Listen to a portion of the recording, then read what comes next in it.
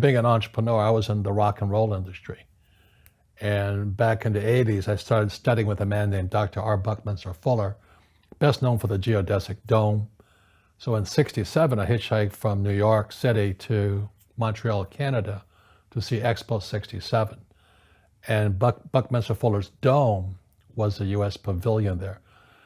So Expo 67 was the World's Fair on the Future, and Fuller was a futurist. But I didn't meet him there, and then back in 1981, I finally met him in Kirkwood, California, on a seminar called The Future of Business. And so I studied with him 81, 82, and 83. And I was a hardcore make money entrepreneur. And one day Fuller asked me, he says, "What's your life's purpose?" And I said, "Make money." And how did I know that was the wrong answer? And he scolded me, because here I'm in rock and roll, it's sex, drugs, rock and roll. I don't do drugs, but I was trying for the rest. And he goes, "It's a waste of a good mind just to make money." I'm going, "What do you mean?" He says, I thought we were supposed to make money. And he just challenged my paradigm, the way I looked at world and the business. He says, and I cover this in Fake, and the question he asked me, he says, "Why don't you do what God wants you to do?" I went, "What?" He says, "Look, humanity is evolving. And you have to ask yourself, what does God want done? Not what Robert Kiyosaki wanted done. What does God want done?"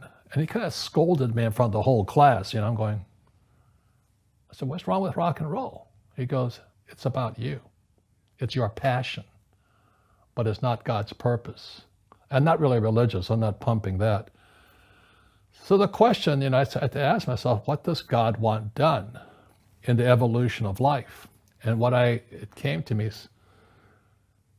I don't think God wants people to be poor. And today in the world, America especially, is this gap between the rich and everybody else. And I know the game of the rich. My rich dad taught me, it because you're the banker. The game the bankers and the rich play is different than what they teach you in school.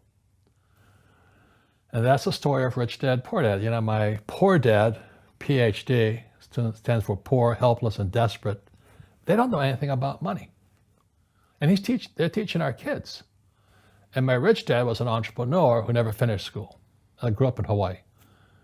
So all of the pieces of the puzzle, when Fuller scolded me back in 83, the pieces of the puzzle and my life started to come together. And I understood what he was saying then. He says, well, maybe we should stop ripping people off.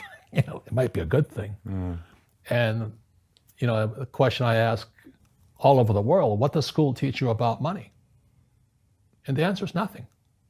And that's not a mistake. That's not an accident. I knew that. Most people know that. But the way to keep the poor and middle class working hard is never teach them what the rich know. So if you read Rich Dad, Poor Dad, which came out in 1997, it's what the rich teach their kids about money, the poor and middle class do not.